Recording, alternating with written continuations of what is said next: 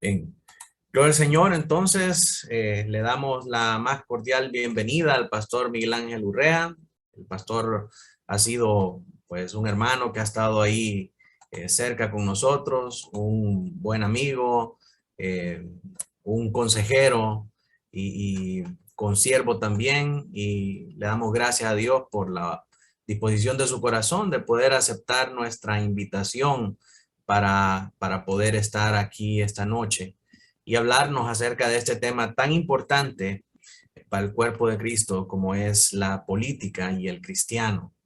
Pero antes de comenzar y dejar que el pastor se introduzca él mismo, vamos a orar al Señor para pedirle que Él bendiga este tiempo. Así que vamos a orar y después, hermanos, voy a dar unas instrucciones especiales con respecto al manejo de este tema. Oremos al Señor entonces.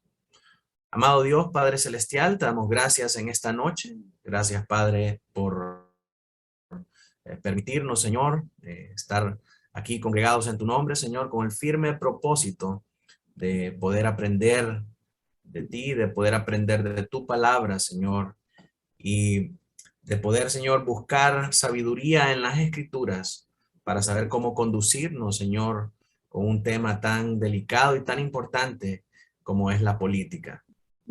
Ayúdanos en esta noche, Señor, a abrir nuestro entendimiento y nuestro corazón para recibir esta enseñanza. No permita, Señor, que las pasiones desordenadas que a veces pueden aflorar, Señor, en un tema tan controversial como este, reinen por encima de tu palabra, Señor. Que sea tu Así es. palabra la única regla infalible de fe y práctica, la que pueda normar nuestra conducta y llevarnos, Señor, a tener comportamientos dignos de, de nuestra vocación como cristianos. Bendice al pastor Miguel, dale claridad de pensamiento y claridad de palabra, Señor, para poder traer este mensaje y cincelarlo en nuestros corazones con la ayuda de tu Espíritu Santo. Todo esto te lo pedimos en el nombre de Cristo Jesús para la gloria de tu nombre. Amén y amén. Hermano Miguel, el tiempo es suyo. Muy bien, muchas gracias. Quiero agradecerle al pastor Manuel por la invitación y por la confianza también de darme esta oportunidad para poder dirigirme a todos ustedes. Así que el Señor les bendiga y que el Señor nos ayude para poder desarrollar esto y que todos podamos ser bendecidos por el Señor, ¿verdad? Bien, el tema que el hermano me pidió fue el cristiano y la política en el contexto de Honduras.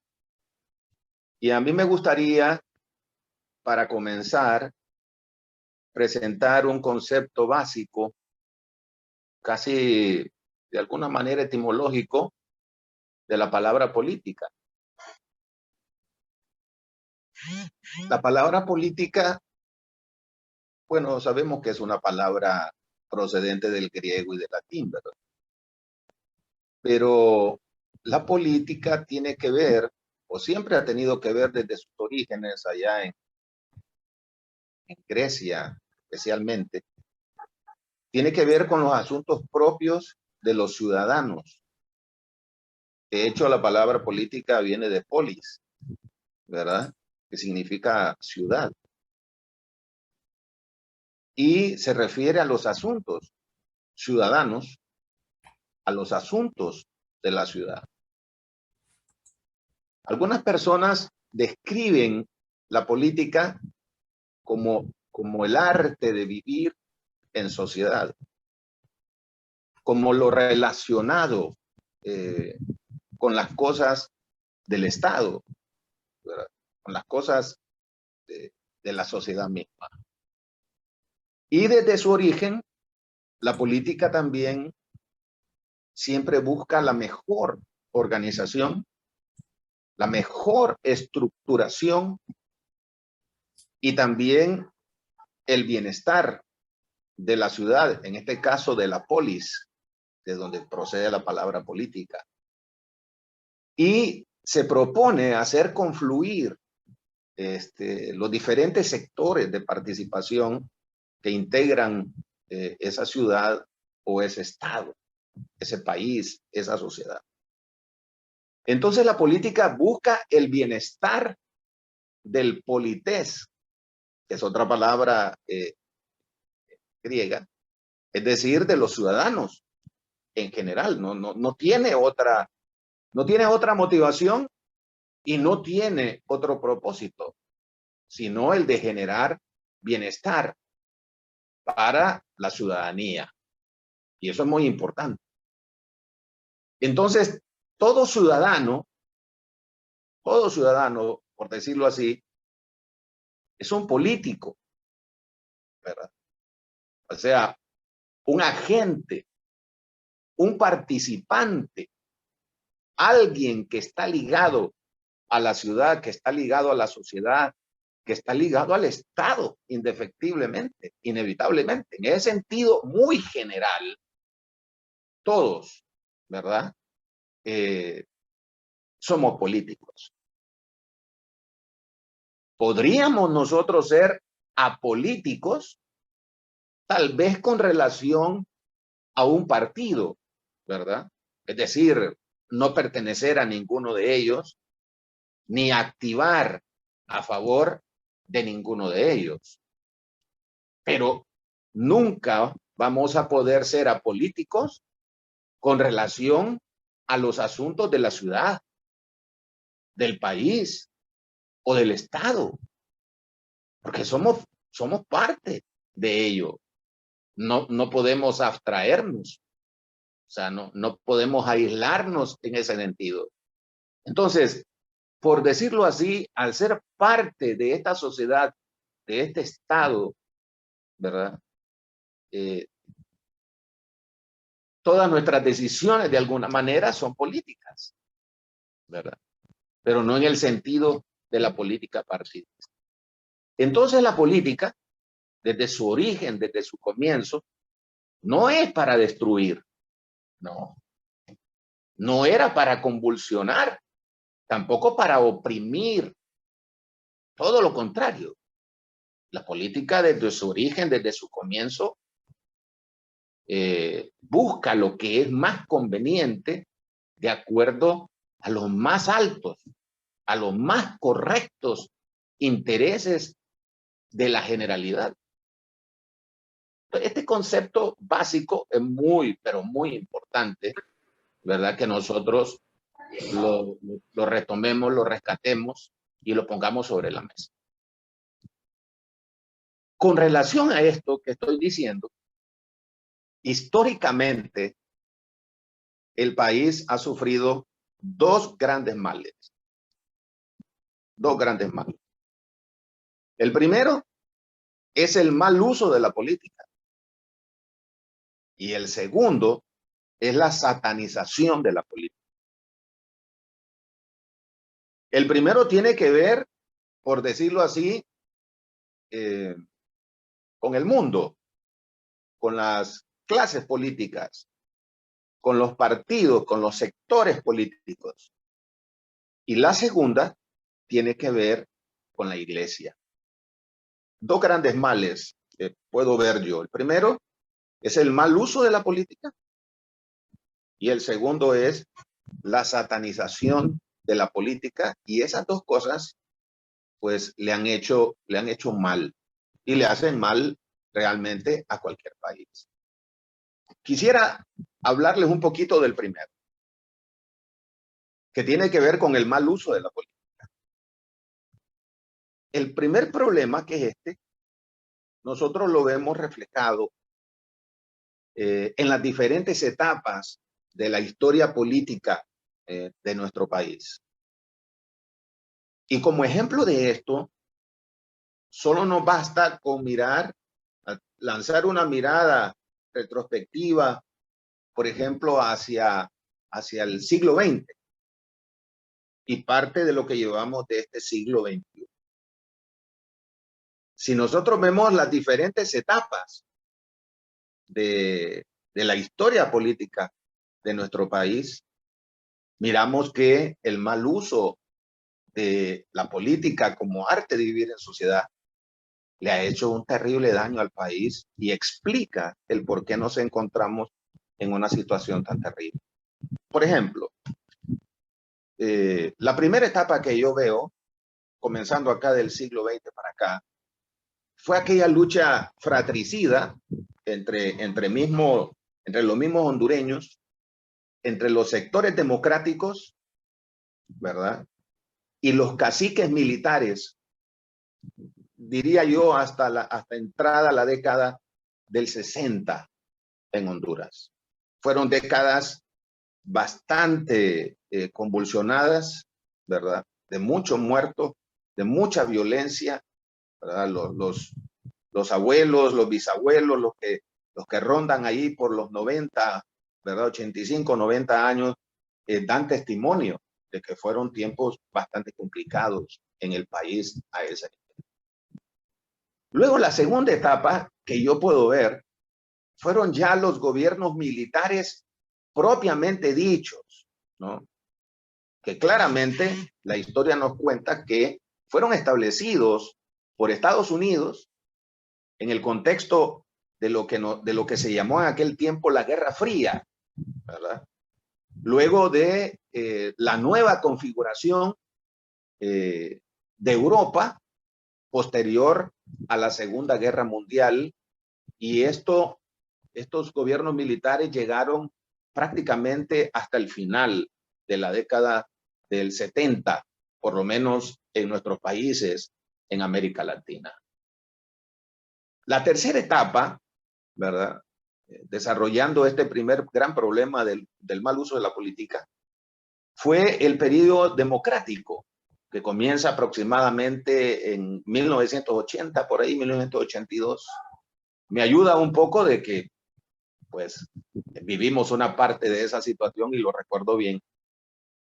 Ese periodo democrático, impulsado, por supuesto, no desde adentro, sino nuevamente desde afuera, a causa de los nuevos vientos que soplaban allá en Europa y de los nuevos vientos que soplaban en Estados Unidos con el fin de la Guerra Fría, ¿verdad? En la década del 80, con la caída del muro de Berlín, con la desintegración de la Unión Soviética, ¿verdad? Y que perdura hasta el día de hoy, ¿verdad? En el 2021, de manera ininterrumpida, por lo menos en cuanto a la transición y a la sucesión presidencial constitucional, con todos sus bemoles y con todos los problemas que se hayan tenido, pero que no se ha cortado. Es decir, no se ha cortado la sucesión presidencial prácticamente, creo que desde 1982, cuando fue el presidente Roberto Suazo Córdoba. La cuarta etapa que yo veo en este correspondiente a esta primera parte es el reavivamiento de la izquierda en América Latina.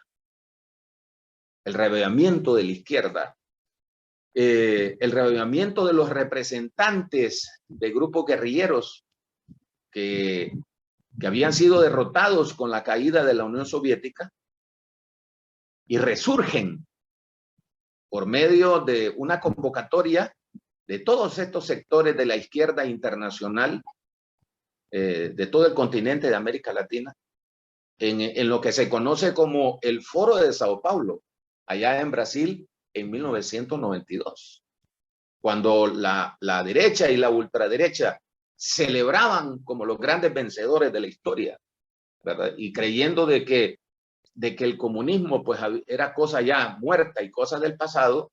No fue cierto, sino que el comunismo lo que hizo fue mutar y adoptar nuevas estrategias, ¿verdad?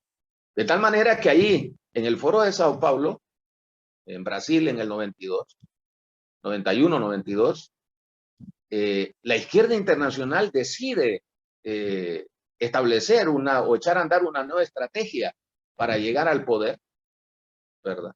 Y esa era participar ya no por medio de las armas, querer alcanzar el poder, sino participar en la contienda política, en la contienda electoral. Y además, no solamente una nueva estrategia, sino también nuevas banderas de lucha pues para seguir siendo relevantes, porque ya la bandera de los trabajadores y del proletariado, pues eso ya no le funcionaba, pues, ¿verdad? Estaba totalmente gastado. Entonces surgen nuevas banderas de lucha, ellos crean, se aprovechan de las circunstancias de la evolución de los pueblos y de las sociedades, toman nuevas banderas de lucha, como por ejemplo el indigenismo, ¿verdad?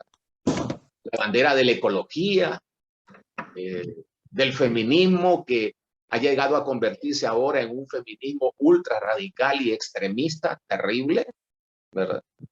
Toman la bandera de los derechos de los grupos LGBT y que lo llevan al extremo, ¿verdad? Con lo que se conoce como la ideología de género.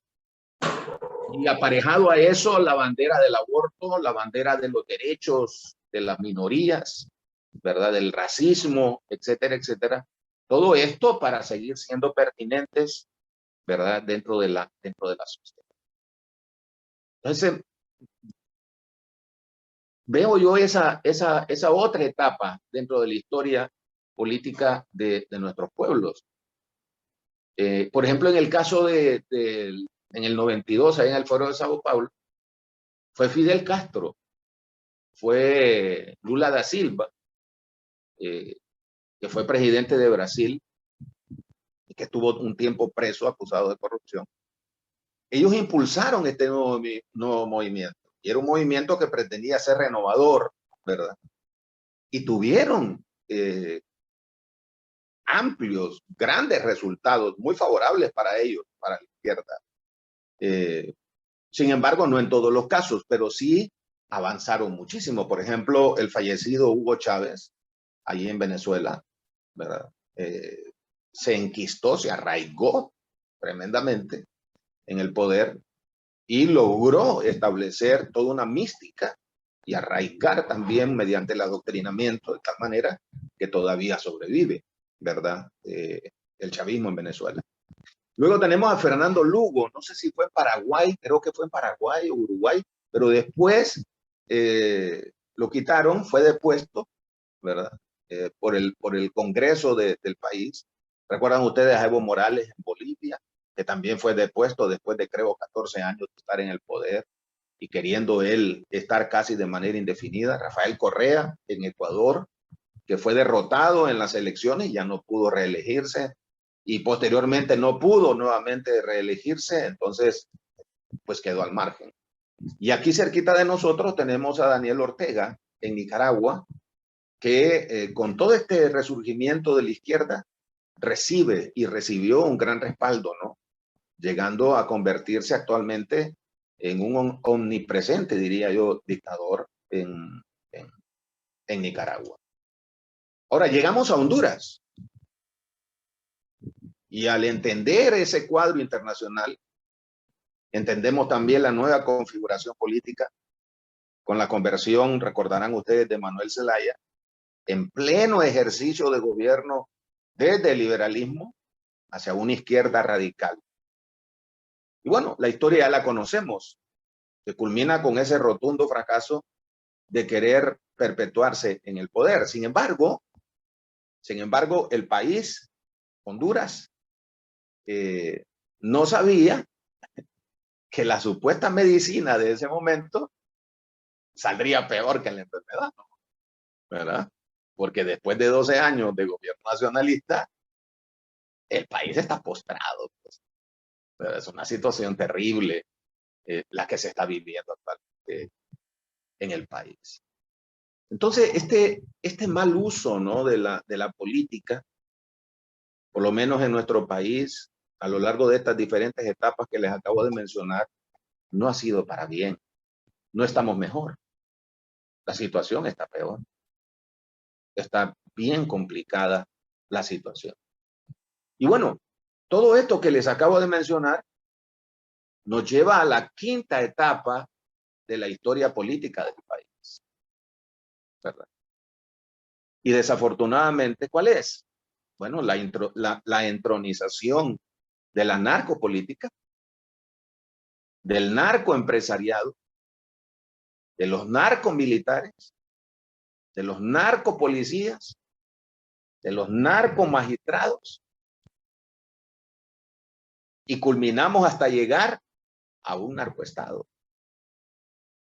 Es decir, la situación es bastante complicada a ese nivel.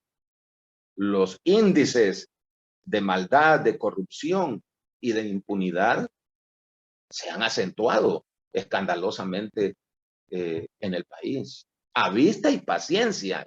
Bueno, yo ya estoy cerca de los 60 años y yo recuerdo que en la década del 90, en la década del 80, los políticos de Estados Unidos y los políticos de pueblos de América Latina se cuidaban de hacer las cosas un tanto en secreto, ¿verdad? Cuidaban la manera también de hablar, de expresarse, pero ahora ya no. Ahora lo hacen y lo dicen a vista y paciencia de todo un pueblo, de todo un país, ¿verdad? Es algo terrible lo que ocurre. Y estas 5 etapas tienen un hilo conductor, y yo le llamo un hilo conductor maligno, ¿no? Que une a todas estas etapas. Y este hilo conductor son los hermanos gemelos de la corrupción, de la impunidad, que nos está matando, nos ha matado y nos está matando como país. Y no permite que nos levantemos como nación y que nos desarrollemos, pues. Es un lastre, es un mal que está metido hasta la médula, desde el más pequeño en el país hasta el más grande, ¿no? Le ama la mentira, ama el soborno, ama la mordida. No, siendo justos, y más que justos, más bien siendo fieles al texto y a la proclamación de la palabra de Dios. No solamente los gobernantes, también los gobernados, ¿verdad? La nación en sí misma, la sociedad en sí misma hondureña, está enferma. Está enferma. Entonces, mientras ocurre todo esto, la población es víctima, sí, es cierto. Pero a la luz de la escritura y a la luz de la historia, de la experiencia, también esta población es victimaria, ¿verdad? Es victimaria. ¿Por qué? Bueno, porque ella es la que produce esta clase de políticos. ¿Y de dónde salen? Pues no es de la sociedad, no es del mismo pueblo. El que está fuera del cargo critica al que está robando en el cargo, pero cuando él llega al cargo, hace lo mismo. Solo es que quiere tener la oportunidad para hacer lo mismo. Entonces, la sociedad, la población, nosotros tenemos que ir más allá de las consignas ideológicas. Nosotros no podemos caer en la trampa de las consignas políticas ideológicas de los sectores en el país. No, nosotros tenemos que ver esto a la luz de la palabra de Dios. La población es víctima y es victimaria. Ella produce esta clase de políticos, sufre a manos de estos políticos, pero es también la que enfermizamente escoge siempre a estos políticos. Los produce, sufre por ellos, a causa de ellos, y patológicamente los sigue escogiendo a estos. Entonces, como decía, los gobernantes y los gobernados acá aman el soborno, aman la mentira. Es como que si estuviéramos leyendo el libro del profeta Amós. Es como si estuviéramos leyendo la proclama reiterada del profeta Oseas al reino del norte, ¿verdad? Acerca de esto. Este fue el mensaje de estos profetas. Y el mensaje de ellos fue a los gobernantes y fue a los gobernados. Por eso es que el evangelio, hermanos, debe ser predicado a todos los hombres, sin distingos de carácter ideológico y partidista, de ninguna manera. Y con esta situación de este mal uso de la política, en el país. Saben ustedes que mientras tanto la tasa de pobreza, oigan bien, esto es escalofriante, es alarmante realmente. O sea, es un milagro de que aquí no ha habido una convulsión social terrible en el país, porque la tasa de pobreza en Honduras podría aumentar, según los expertos, del 70 al 75% al final o al comienzo del próximo, al final de este año o al comienzo del próximo. Causado, entre otras cosas, dicen ellos, por la pandemia, por el alto costo de la vida, por la falta de oportunidades de trabajo. Y no podemos obviar también, yo tengo que agregarle, por la corrupción generalizada. Fíjense que este señor que se llama Ismael Cepeda, que es economista del Foro de Deuda Externa y Desarrollo, dice él que la proyección es que posiblemente para el final del año o el próximo año, 3 de cada 4 hondureños van a ser pobres. Eso es terrible, hermanos. O sea, nosotros no podemos estar como que no vivimos en Honduras o como que no es con nosotros eso, pues. Porque al final de cuentas, cuando ocurre un problema, una crisis, una convulsión social, en esa convulsión social no se mira quién es cristiano y quién no es cristiano. Ahí padecemos todos por igual. Entonces, son situaciones que que uno como cristiano no puede no darle la importancia debida. Otro dato como producto de todo esto es que se hizo una encuesta bastante grande y revela que el 44% de los niños y de las niñas de entre 3 y 17 años están fuera del sistema escolar. Y lo más terrible es que eso fue en el 2019. ¿Se imaginan ustedes ahorita en el 2021 cómo estará la situación? O sea, los niveles de pobreza son alarmantes en el país. Fíjense, hermanos, que ocupamos el sexto lugar de los países más desiguales en el mundo. Estamos entre los 14 países más desiguales del mundo y ocupamos el sexto lugar. ¿Qué podemos decir del asesinato, de la industria del sicariato, del narcotráfico, del tráfico de armas, del tráfico de menores, de la violencia, de la desconfianza en el sistema de justicia, en la transgresión y violación de la Constitución y de las leyes por parte de nuestras clases políticas gobernantes? ¿Qué podemos decir de una población reprimida y violentada en sus derechos? Yo no sé, hermanos, si alguno de ustedes leyó la ley de las sedes. Dice que yo me tomé el tiempo para descargarla de internet, la ley de desarrollo de zonas especiales, sedes, y me puse, no a leerla, me puse a estudiarla, la clasifiqué, la subrayé. Hermano, esa es una barbaridad. Eso es una barbaridad. Eso es un abuso de autoridad enorme de parte de las clases gobernantes de este país. Es decir, indudablemente, la clase política, los sectores más poderosos a nivel de la empresa privada o de los empresarios y el crimen organizado y los grandes inversionistas extranjeros que andan buscando siempre buenas oportunidades, ahí hicieron alianza y ahora está en riesgo de que decenas y cientos de personas sean echadas prácticamente de sus propiedades. Entonces, este mal uso de la política le ha hecho un enorme daño al país, enorme daño. Y uno a veces no, fíjese que una vez dije yo, voy a buscar en internet en cuántas cosas el país está en último lugar. No, hombre, hermano,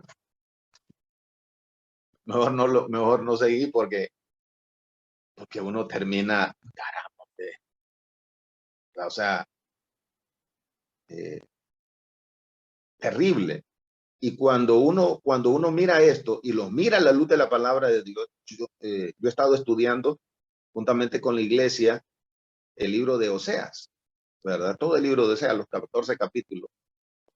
Y son las mismas características, pero hay una característica que sobresalía en ese liderazgo político de Israel y que es el mismo que está aquí en el liderazgo político de Honduras, pues, y es la dureza de corazón, la insensibilidad. Disculpen la palabra, pero les vale candinga la vida de la gente.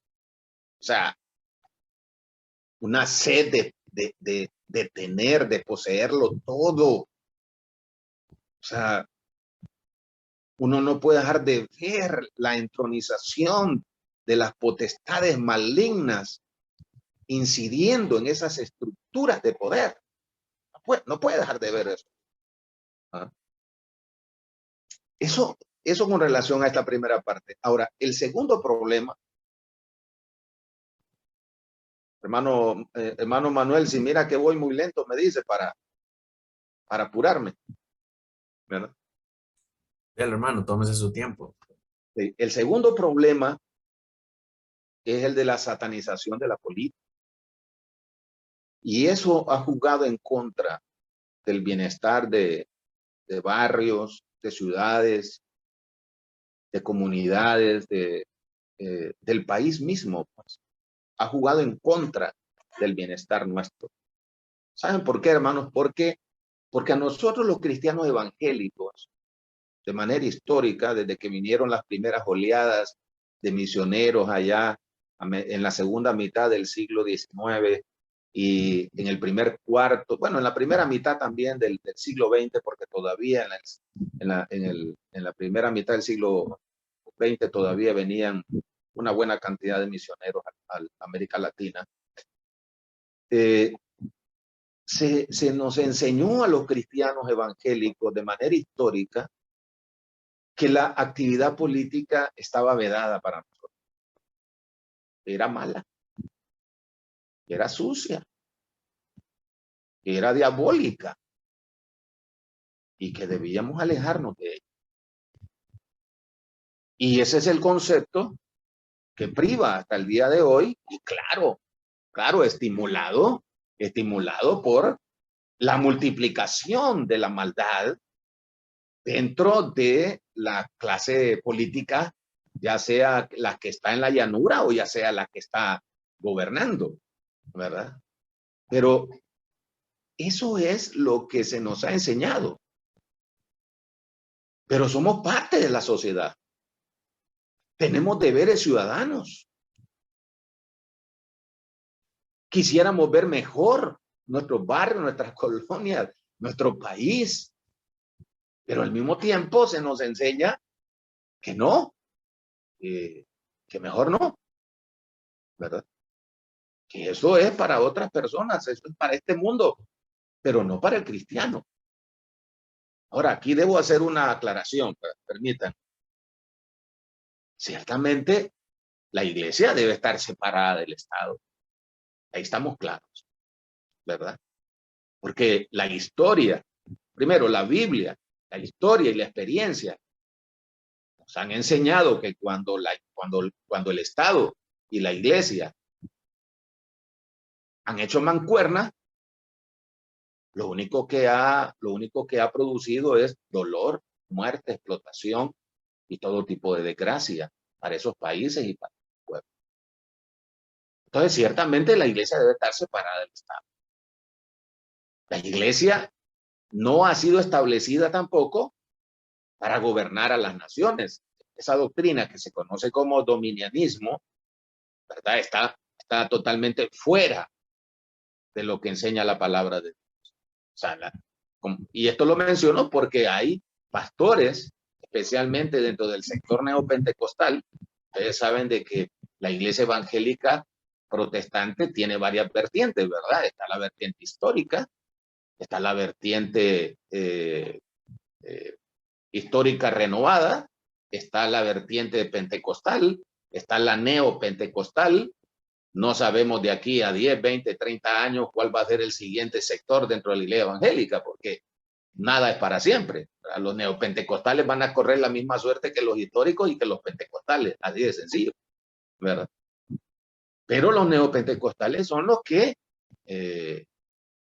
han promovido eso y son los que han tenido mayor acercamiento también a los sectores políticos del país.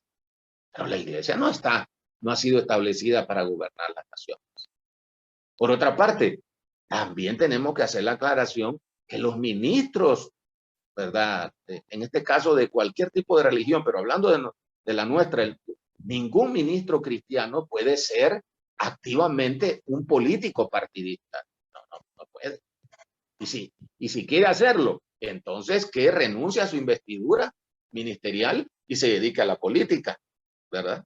Y si hace eso, será señal de que está bien confundido o nunca tuvo realmente un verdadero llamado. Porque todos aquellos que hemos sido llamados directamente por el Señor a través de nuestras autoridades, nunca vamos a hacer eso. Nunca se nos va a ocurrir renunciar a este altísimo privilegio, ¿verdad?, de ser ministro de Cristo para dedicarnos a la cuestión política. No. Además de eso, la Constitución de la República, las leyes electorales, etcétera, no lo permiten. Sin mencionar, por supuesto, lo que establece la palabra de Dios claramente, pues. O sea, aún en el Antiguo Testamento estaban bien definidos los poderes y los roles, ¿verdad? O sea, no digamos en el Nuevo Testamento. Entonces, estas son aclaraciones también importantes, ¿ah? No quiero ser malentendido. El púlpito, hermanos, no puede ser cedido para proselitismo político, hermanos, no puede. Sí, yo no sé por qué los pastores se empeñan, un sector de pastores se empeña que inauguraron un templo, allá están invitando a todos los políticos para que vayan y le dan la palabra. Le dan la palabra. ¿A cuenta de qué? Si no es una reunión política. Hace poco, hermano, fui a la celebración del Día de la Biblia, aquí en Progreso, ¿verdad? En el campo de la zona militar que se conoce aquí en Progreso. Y el evento sirvió para promoción política. Y digo yo, ¿por qué no aprenden, hombre? ¿Qué les pasa? ¿Ah? Entonces el púlpito no puede ser cedido para proselitismo político. Y si algún político quiere asistir, pues va a asistir como cualquier otro ciudadano y como cualquier otro miembro de la iglesia. Así de sencillo, pero no nos vamos a identificar con ningún color político. No, porque dentro de la iglesia todos los valores, todos los estereotipos, ¿verdad?, sociales son secundarios. No, o sea, en la iglesia yo no voy a decirle al hermano, pase el doctor, hombre, o pase la maestra. No, de ninguna manera, pase el hermano o pase la hermana, ¿verdad? Pasemos a estas aclaraciones. Los eventos cristianos evangélicos no deben servir para promover candidaturas políticas o la imagen de políticos electos ya en sus cargos. No. Fíjense que yo conozco una junta de pastores que hacía sus sesiones en el salón de la municipalidad. Ahí tenían sus sesiones. Y digo yo, ¿y por qué las hacen ahí? ¿Y los templos? ¿Ah? Ahora, hago todas estas aclaraciones, ¿no? Para que porque estamos ubicados en esto, pero por otra parte, desgraciadamente, a nivel de miembro, que ese miembro es ciudadano, parte de una comunidad, de un barrio, de una colonia, de una ciudad, de un pueblo, de una aldea, del país, él es ciudadano también. Pero lastimosamente nosotros como iglesia evangélica Le hemos dicho que no puede participar en nada. Y eso realmente ha sido lamentable, pues. ¿Mm?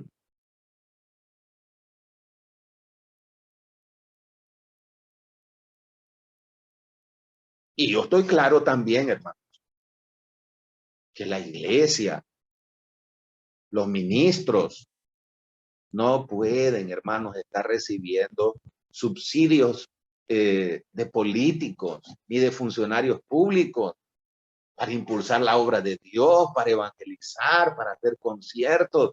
No, hombre, no es así la cosa, ¿verdad? O sea, tengo la convicción de que a nivel de miembro del el cristiano, ¿verdad? Debe de tener una visión más amplia y no cerrada de su participación en la vida ciudadana del país. ¿Mm? Estoy claro de que no debe haber un uso religioso de la política y tampoco debe haber un uso político de la fe ni de la religión. Ahí estoy claro. Y que nuestra trinchera no es una ideología política ni una posición partidista. No, no. Nuestra trinchera es el evangelio. Nuestra cosmovisión es bíblica. Y esa cosmovisión me enseña a mí, a la luz de la palabra de Dios, estas cosas. Yo no sé, hermanos, cuántos de ustedes leyeron la declaración de la red de pastores y líderes evangélicos y también de la fraternidad latinoamericana teológica aquí en el país. Ellos hicieron una declaración en el marco de las próximas elecciones que van a haber el 28 de noviembre. Yo lo estuve leyendo con detenimiento y yo quiero leerles a ustedes el numeral 3 de esa declaración que pega perfectamente con lo que les estoy diciendo. Dicen ellos: nos preocupa la introducción y la manipulación de aspectos religiosos en las campañas electorales de los partidos. Asimismo, se está dando un involucramiento no ético de parte de algunos líderes de iglesias y organizaciones religiosas buscando influir en la preferencia política del pueblo cristiano. Es decir, están denunciando un casamiento, pues, de sectores políticos con sectores religiosos en el país para tratar de influir y de manipular la percepción de la ciudadanía, especialmente del pueblo cristiano.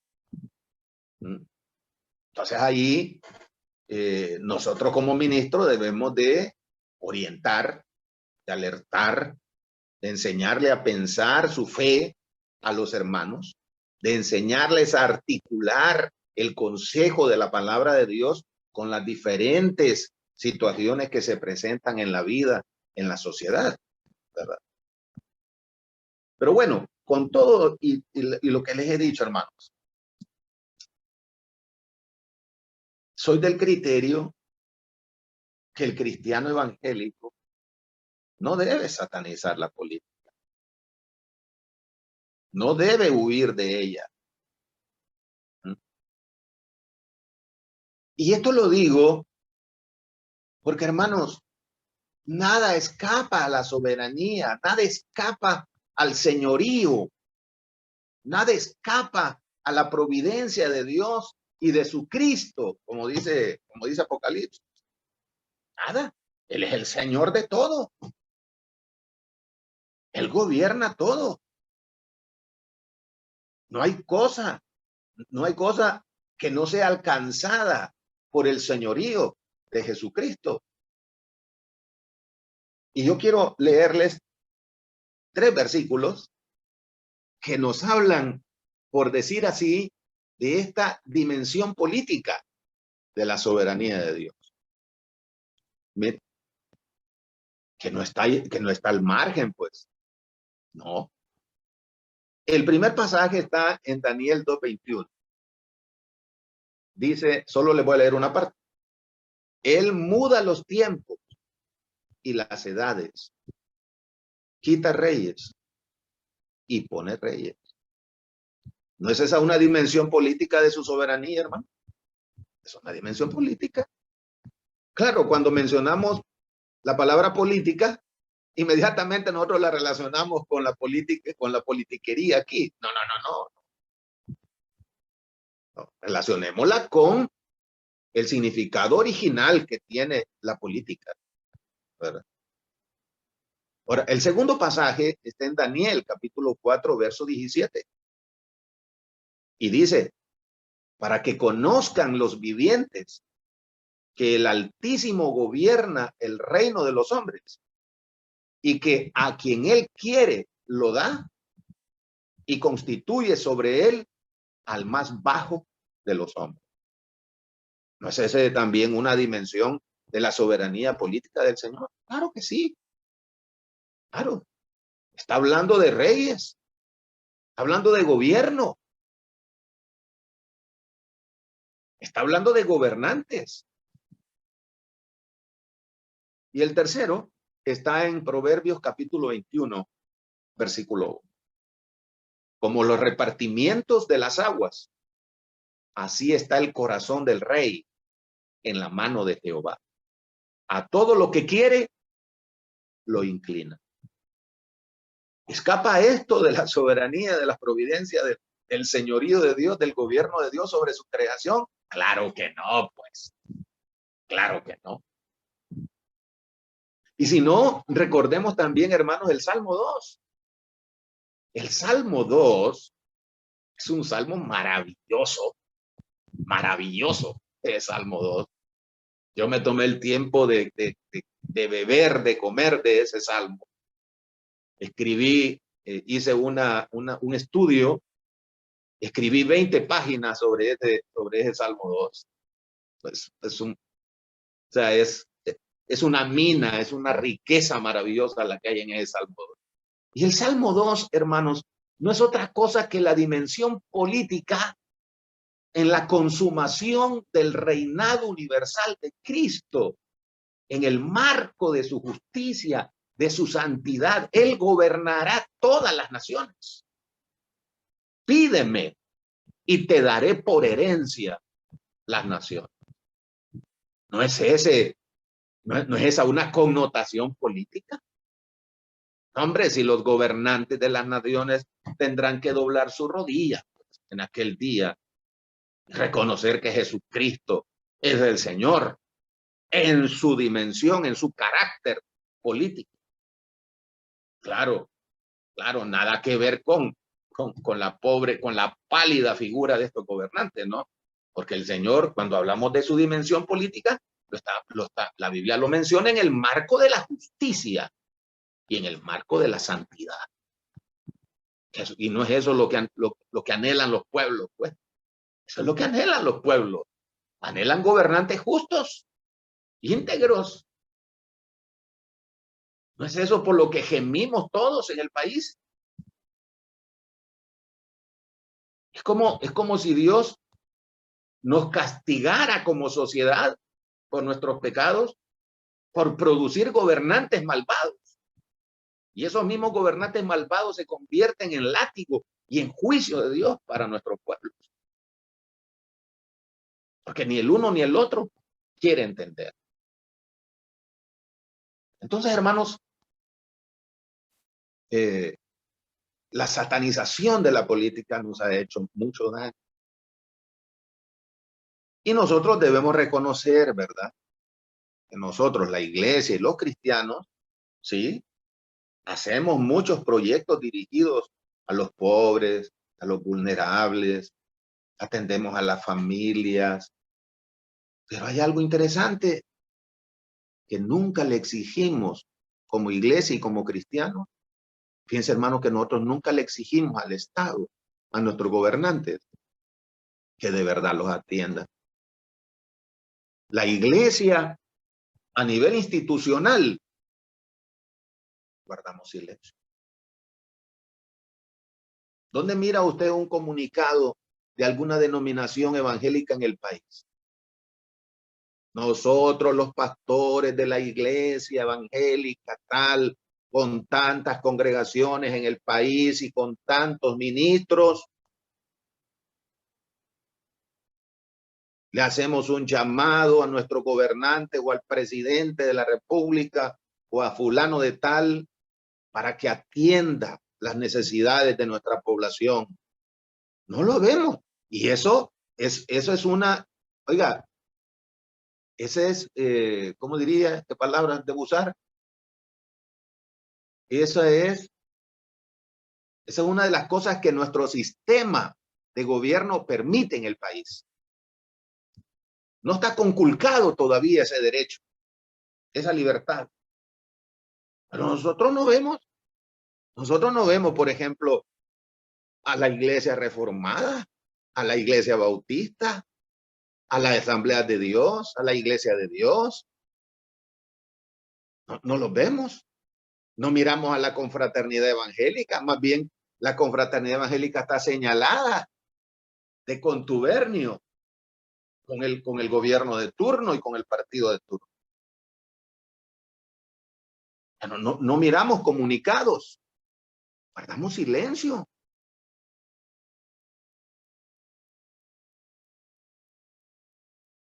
No. 75% de pobres, hermano, y la iglesia en silencio. Y yo no estoy hablando, por supuesto, de ir a la calle, ¿verdad? Y de hacer una marcha, y de llevar carteles, y de decirles sandeces a los gobernantes o a los líderes. No, por favor. Ni de ir a quemar llantas, ni de ir a quemar. No, eso no tiene nada que ver con el evangelio, ni tiene nada que ver con ser iglesia de Cristo. Pero hay ciertas libertades y ciertas posibilidades que el sistema nos brinda que ni aún esas la iglesia quiere usar, quiere utilizar. No, mejor espiritualizamos ciertos pasajes bíblicos y con eso nos salvamos. Imagínese usted que el gobierno de la República leyera un sendo comunicado del pueblo evangélico que llega al 41% de la población hondureña. El 41%, hermano. ¿Usted cree que no se van a afligir? Se van a afligir porque para ellos la cabeza de cada uno de nosotros es un voto para ellos. Que 20,000 personas, 20,000 cristianos levanten su voz pidiendo justicia mediante un documento firmado por 100,000 cristianos en Honduras. Esto no se ha visto. Y con ellos no estamos pecando. Ni nos estamos rebelando. De ninguna forma. Pero fíjense ustedes, hermanos, que de tiempo en tiempo llegan hermanos. Han llegado hermanos a la iglesia, donde uno es el pastor. Fíjese que ahí en el barrio, en la colonia, me dijeron que si yo podía ayudarles con, ¿verdad? Siendo yo el presidente ahí del patronato o el tesorero del patronato. ¿Usted cree que es bueno eso? ¿Es bueno que yo haga eso? Y bueno, ¿y dónde va a ser sal? ¿Y dónde va a ser luz? Pues es una gran oportunidad que tiene para llevar la luz del evangelio, para llevar la luz de la integridad, ¿ah? Y dar un ejemplo ahí, y eso le va a servir para predicar el evangelio y para alcanzar a los no convertidos. Pero desafortunadamente nuestra conciencia ciudadana está adormecida. Y yo no estoy hablando de conciencia ciudadana de que vamos a ir a meterle fuego a algo. No. Sino en cuanto a los deberes, en cuanto a nuestra participación.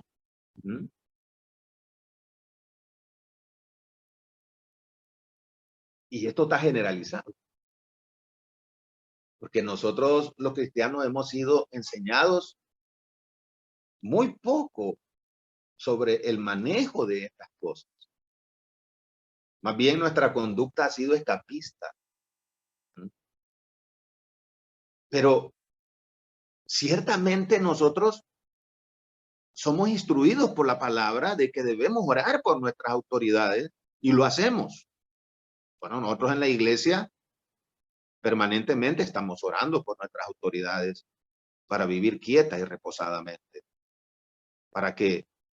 Porque cuando hay convulsión social a causa de malos líderes, la gran pérdida es la pérdida de personas sin Cristo. En la tranquilidad social se puede predicar el evangelio. No sé, ¿recuerdan ustedes con el golpe de Estado? Fueron 6 meses complicados, ¿no? Cuando yo escuchaba aquella canción folclórica, ay, Dios mío, había que ir a encerrarse otra vez a la casa hasta nueva orden. Y así estuvimos 6 meses, ¿verdad? ¿Y cuál es la más grande pérdida? La proclamación del evangelio. Alcanzar a los perdidos. Esa es la idea del apóstol Pablo. Pero esa oración del apóstol Pablo en 1 Timoteo es la oración de cambio político, por decirlo así, ¿verdad? De tranquilidad social. ¿Ah?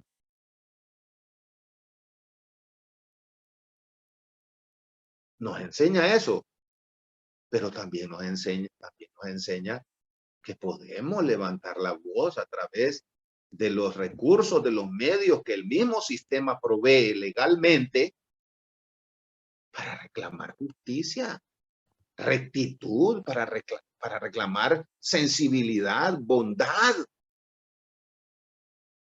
Mira que las asociaciones de pastores en las ciudades no se pronuncian nunca.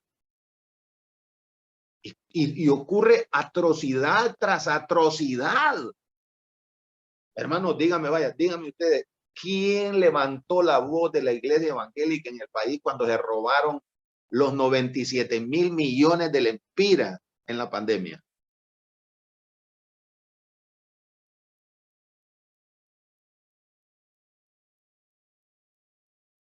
O hacer eso no es parte nuestra, o sea, no, varón, es que eso no, hombre, usted predica el evangelio mejor. Bueno, y la justicia, pues. Y claro, como el pueblo evangélico, las iglesias evangélicas guardan silencio, no hay diques, no hay oposición.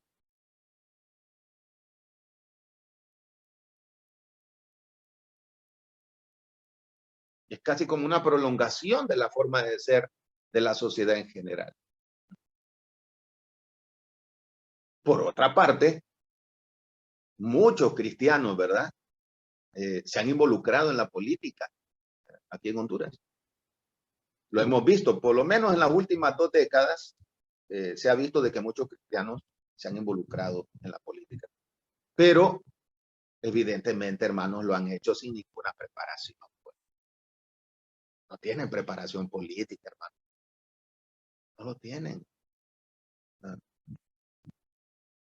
¿No? Como la preparación política que tuvieron los hermanos en Cristo allá en Inglaterra, por ejemplo, ¿no? Que esa gente revolucionó ese país, ¿no? Luchó por los derechos de los indigentes, de las mujeres, luchó por el mejoramiento de las cárceles y eran cristianos, hermanos, ahí en la cámara. Es que a nosotros se nos ha enseñado que el cristianismo es en la iglesia. Ya, se acabó. Pero la dimensión social del evangelio, nosotros estamos en pañales todavía, no hay discipulados a ese nivel en nuestras congregaciones, no lo hay, hermanos. Entonces han sido cristianos que no han marcado la diferencia en las altas esferas políticas donde se toman las decisiones, han tenido un pobre impacto. Y estos hermanos han confundido más bien los conceptos de política, los conceptos de partidarismo y los conceptos de reino de Dios. Lamentablemente. Hemos escuchado nosotros, hombre, todavía que salgan los medios y digan, hombre, ahí hay una bancada y hay un grupo de diputados cristianos que mi respeto. Le entienden al trámite. Tienen convicciones profundas y tienen una preparación bárbara. Claro, pero no. O sea, Hombre, y para llegar a esos lugares, ¿verdad? Hay que ir con todas las armas en la mano, porque ahí va a la boca del lobo, pues. Ahí no va a encontrar mansos corderitos. ¿Y qué le dijo el Señor a los discípulos, pues, cuando los mandó a predicar? Os envío, dice, van a estar entre lobos.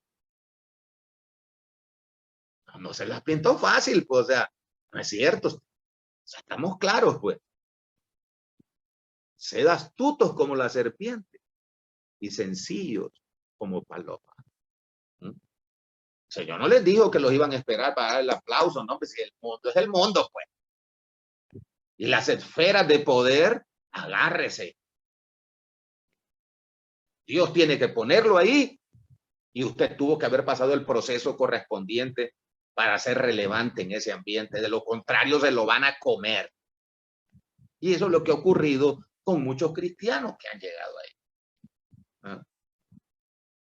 Es tener una preparación excelente.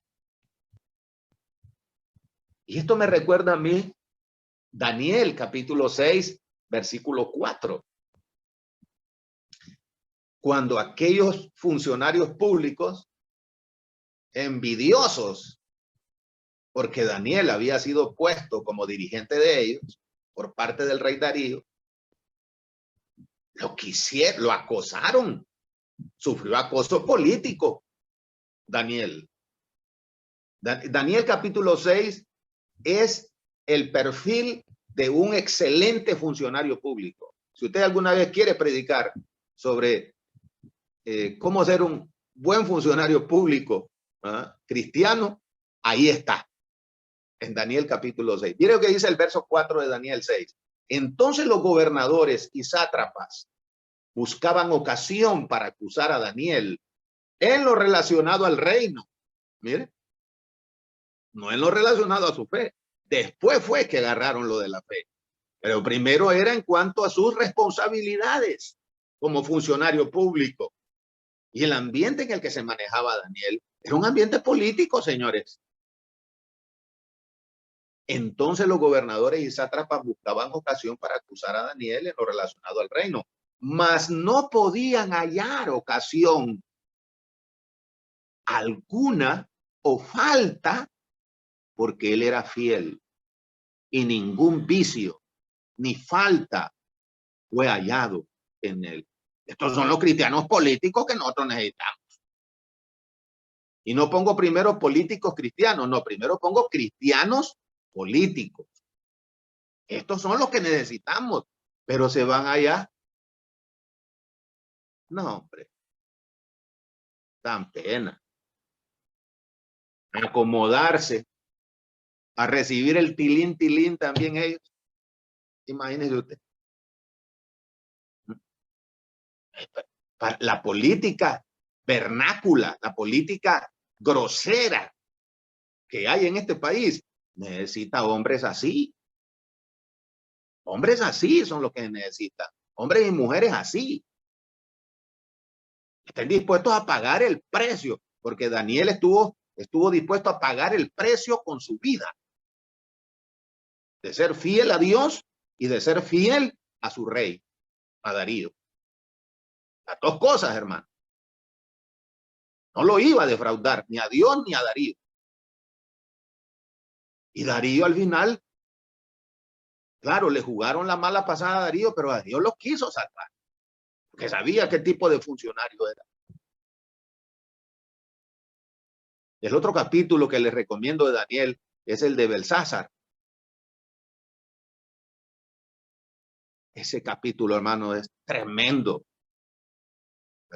Tiene un análisis, una connotación política y una aplicación para nuestra realidad tremenda, ese capítulo. Entonces, esos son. Entonces, hermanos, todos los cristianos estamos nosotros relacionados con la política. ¿Por qué? Porque somos ciudadanos de este país. Pero,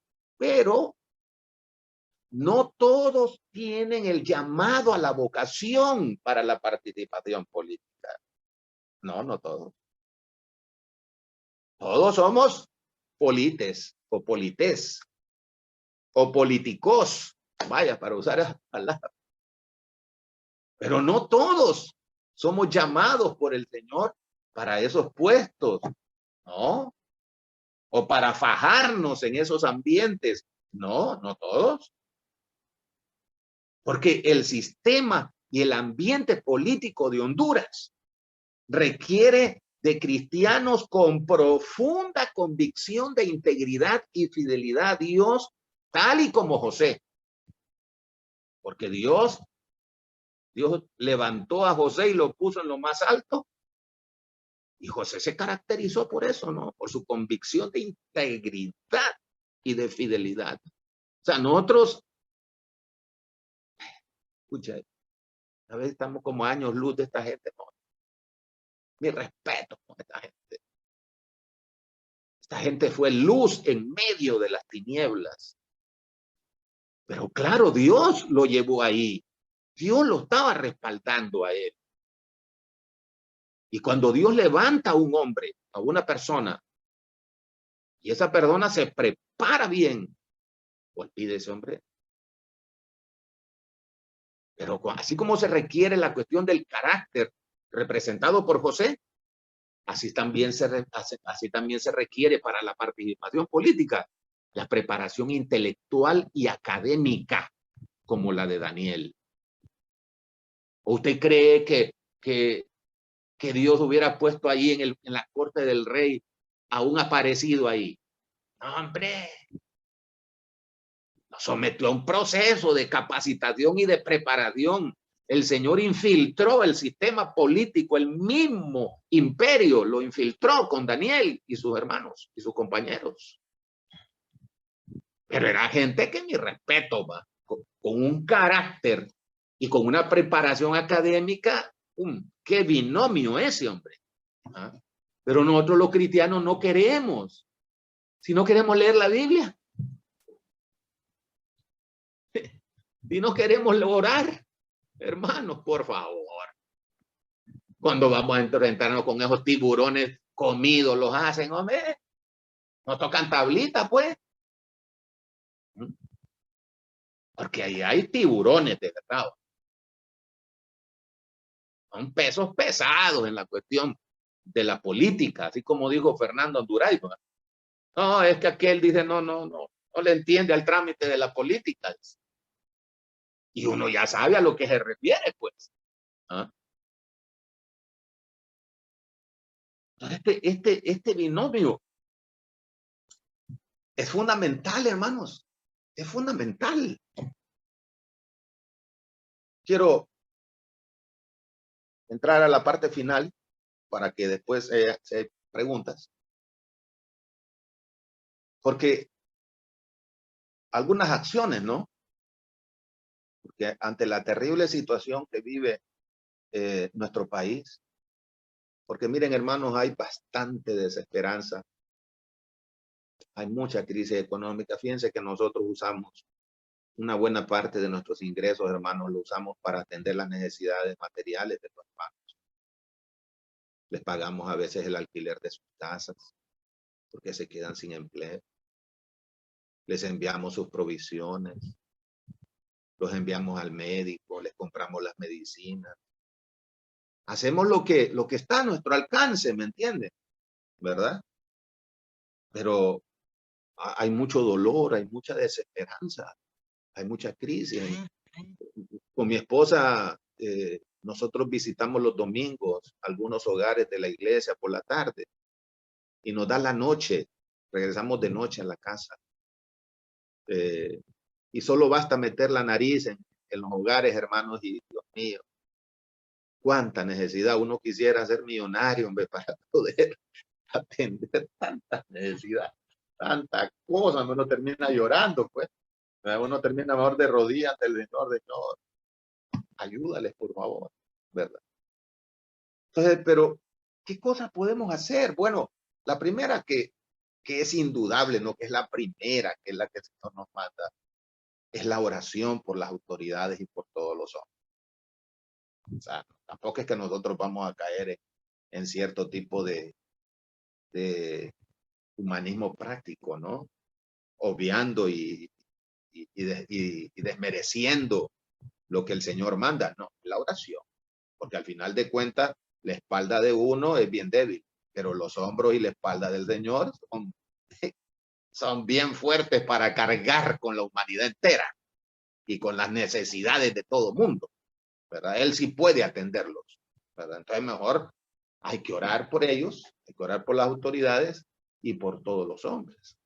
Exhorto ante todo, dice Pablo, mire, exhorto ante todo a que se hagan rogativas, oraciones, peticiones y acciones de gracias por todos los hombres, por los reyes, por los que están en eminencia, para que vivamos quieta y reposadamente en toda piedad y honestidad. Porque esto es bueno y agradable delante de Dios. Mire, si es bueno y agradable delante de Dios, hay que hacerlo, hombre, porque así agradamos al Señor. La segunda cosa, hermanos, es vivir la ética cristiana, la vida cristiana en el contexto ciudadano, ¿verdad? Que no es fácil. Filipenses 2:15 lo presenta de manera bien cruda. Uno lee Filipenses a veces así como medio romántico. No, ahí no hay nada de romántico.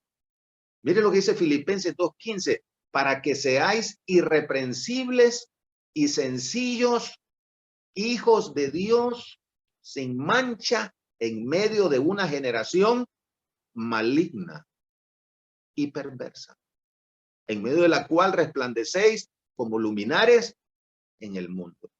Entonces, empecemos por nosotros. Vivamos la vida cristiana en el contexto ciudadano. ¿Ah? Hagamos la fila que debemos hacer.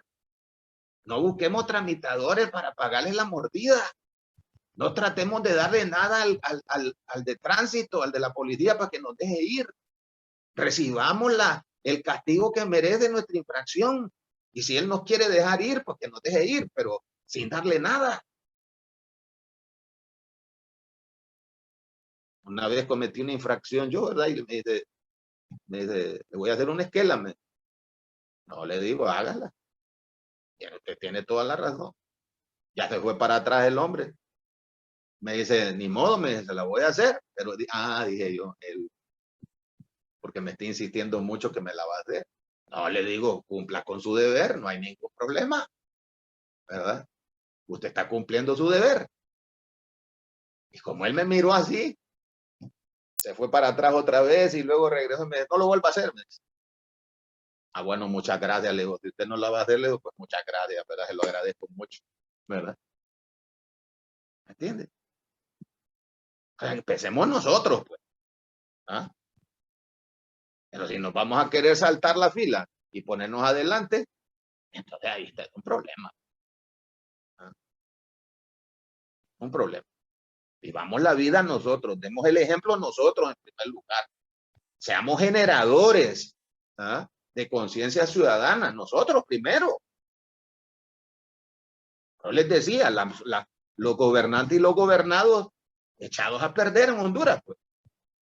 Bueno, yo recuerdo una anécdota en una institución que administrábamos.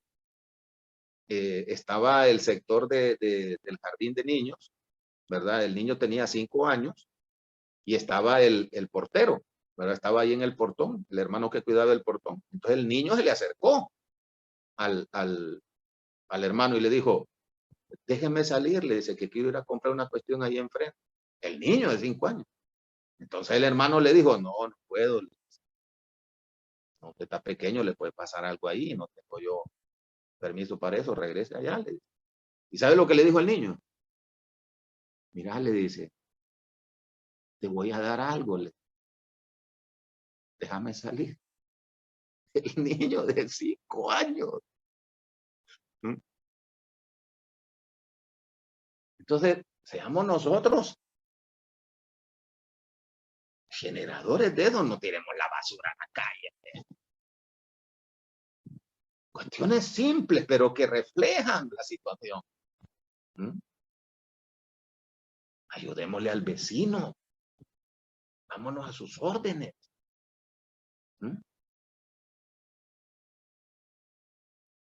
La tercera cosa es denunciar la injusticia y exigir la justicia. Lo que pasa es que, mire, cuando yo digo estas cosas, este punto especialmente, como no estamos acostumbrados, hay bastante resistencia generalmente en los oyentes cuando hablamos de esto. Pero mire Marcos capítulo 6, verso 17, porque el mismo Herodes había enviado y prendido a Juan y le había encadenado en la cárcel por causa de Herodías, mujer de Felipe, su hermano. El hombre estaba en incesto, pues la había tomado por mujer. Porque Juan decía a Herodes, al rey Herodes, al gobernante, al político, le decía a Juan, no te es lícito tener la mujer de tu hermano. Y no le tiró piedras al castillo. No, no. Ni quemó piedras ahí enfrente, ni nada. La proclamación del evangelio. Y el evangelio no es vida, pues, no es justicia, no es verdad. ¿Ah?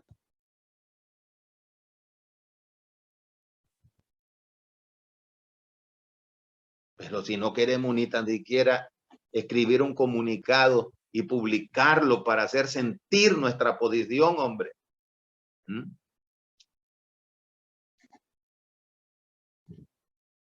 Mira, hermano, yo tengo ya, voy a cumplir en enero 15 años de tener el programa de televisión en Teleprogreso aquí en la ciudad.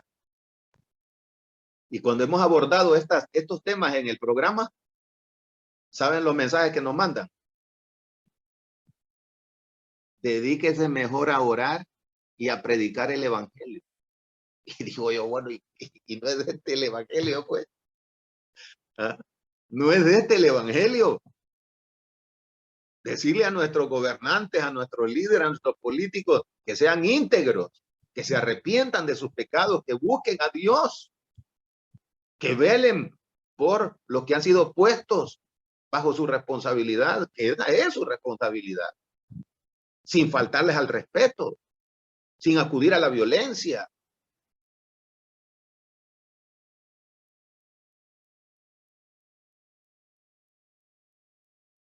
La otra cosa es estar conscientes de la maldad del ser humano y de sus estructuras.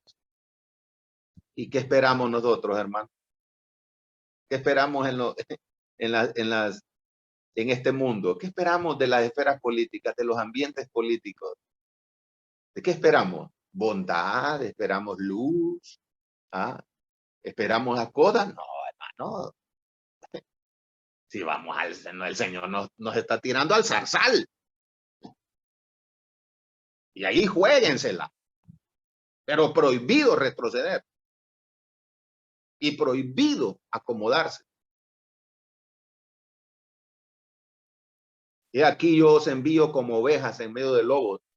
Sed pues prudentes como serpientes y sencillos como palomas. Y la última, hermanos. Evitar, examinar y evitar ser manipulado. Hay que tener criterio. Hay que ver, hay que leer, hay que observar, hay que analizar. ¿Ah? Y termino leyéndoles este pasaje que es formidable para ilustrar esto. Porque un platero llamado Demetrio, que hacía de plata templecillos de Diana, daba no poca ganancia a los artífices, a los cuales reunidos con los obreros del mismo oficio, dijo, el hombre era dueño de la industria religiosa de la ciudad. Varones, sabéis que de este oficio obtenemos nuestra riqueza, pero veis y oís que este Pablo, no solamente en Éfeso, sino en casi toda Asia, ha apartado a muchas gentes con persuasión, diciendo que no son dioses los que se hacen con las manos. Y no solamente hay peligro de que nuestro negocio venga a desacreditarse, sino también que el templo de la gran diosa Diana sea estimado en nada y comience a ser destruida la majestad de aquella a quien venera toda Asia y el mundo entero. Manipulación pura. Manipulación pura. Como la que hacen los políticos, ¿no? Cuando oyeron estas cosas, los manipulados se llenaron de ira y gritaron diciendo: grande es Diana de los Efesios. Y la ciudad se llenó de confusión y a una se lanzaron al teatro. Unos pues gritaban una cosa y otros otra. Pero escuche, hermano, porque la concurrencia estaba confusa y la mayoría no sabían por qué se habían reunido. Examinar para no ser manipulado. Olvídese de la tradición, olvídese, no, hombre, analice, piense. ¿Ah? Yo me fui a leer los estatutos del Partido Libertad y Refundación, hermano. Y ahí ellos tienen en sus estatutos, ¿ah?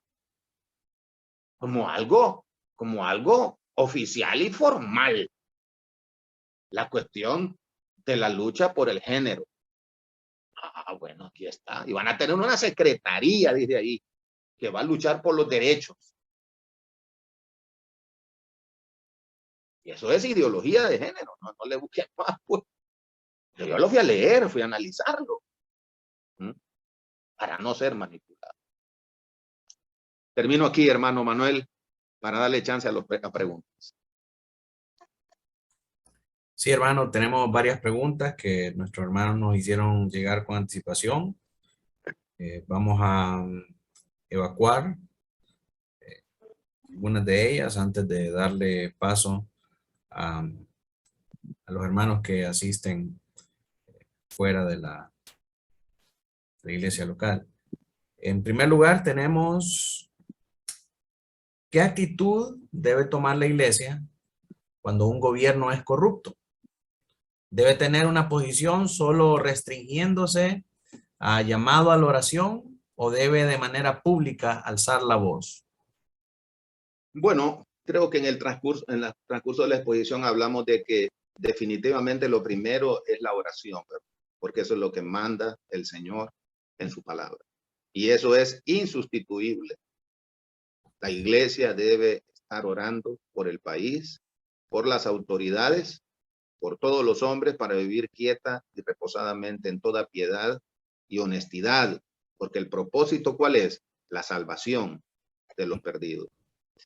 Pero también la iglesia debe echar mano de los recursos, de los medios que legítimamente el mismo sistema en el que vivimos nos provee, sin caer en el error de utilizar procedimientos, estrategias, mecanismos o acciones que estén reñidos con la palabra de Dios. Un ejemplo de ello es, por ejemplo, un comunicado, ¿no? ¿Verdad? Una publicación, una aparición en algún medio, etcétera, etcétera, ¿verdad? Alzando la voz porque estamos exigiendo, reclamando, ¿verdad? Justicia, pero, ojo, no desde una posición político-ideológica partidista. No, no, no, no. Es desde el evangelio, es desde los valores del evangelio, es desde el contenido del evangelio que la iglesia debe hacerlo, no identificándose con ningún sector a este nivel. Amén. Otra pregunta que tenemos por acá. Perdón, hermanos, que estaba atendiendo, que me dicen algunos hermanos que se nos cayó la transmisión en Facebook. Ajá. Entonces, Roberto ahí tal vez nos ayuda. La segunda pregunta es: ¿cómo un empleado de gobierno puede tolerar el acoso político? Bueno, el ejemplo que tenemos ahí es el de Daniel, ¿no?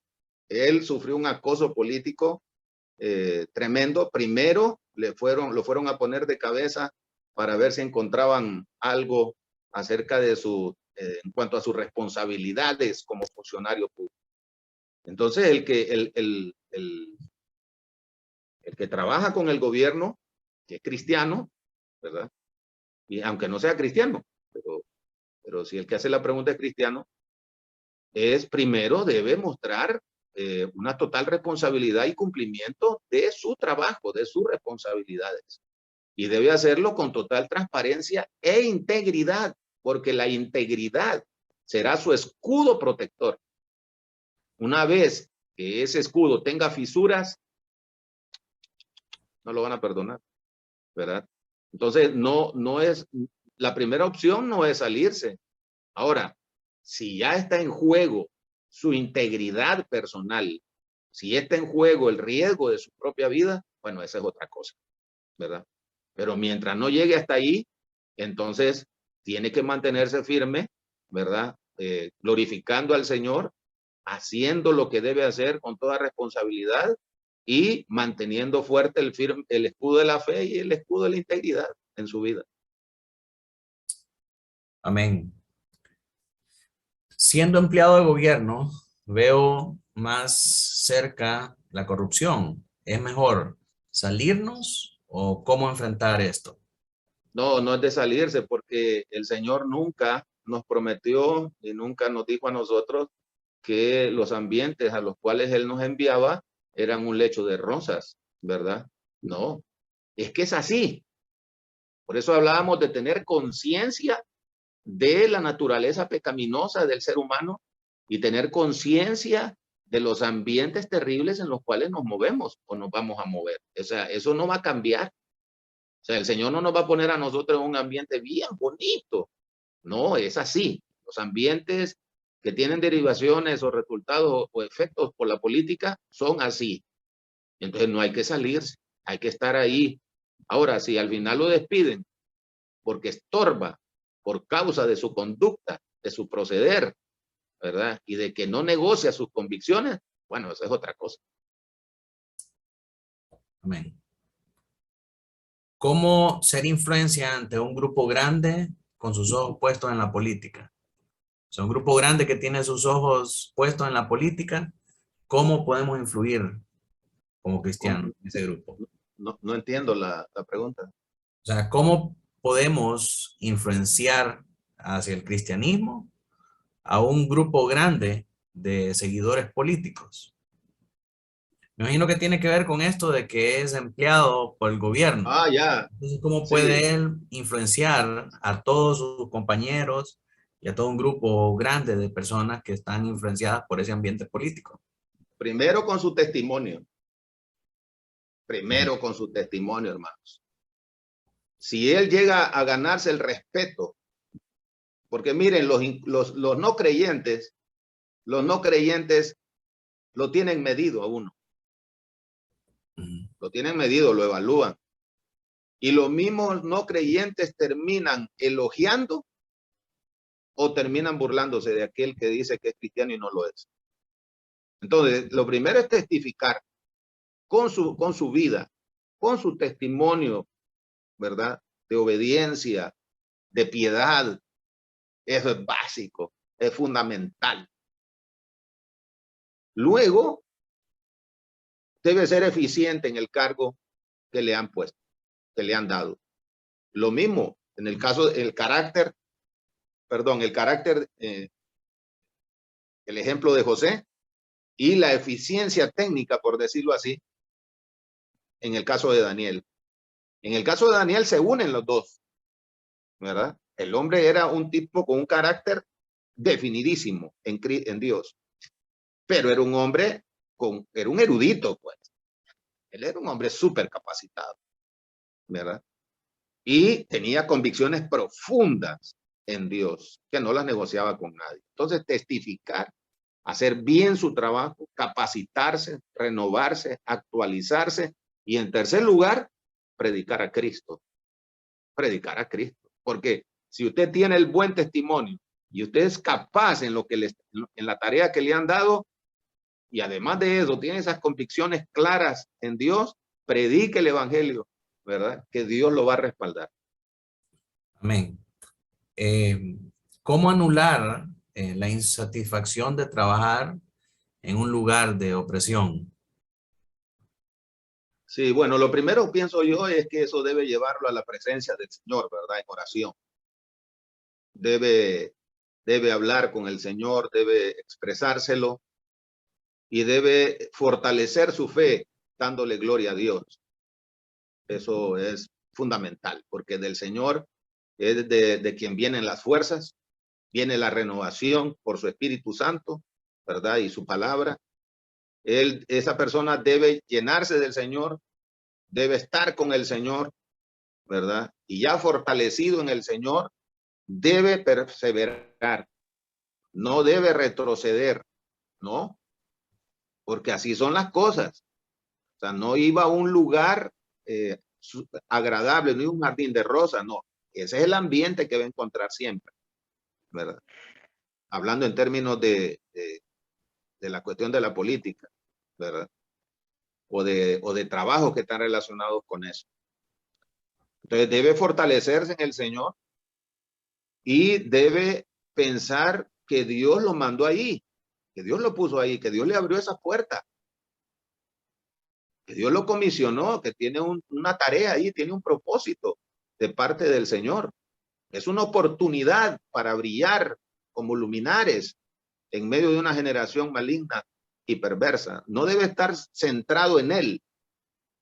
No, que no esté centrado en él, que esté centrado en lo que Dios, en esa oportunidad que Dios le ha dado para hacer luz en medio de las tinieblas.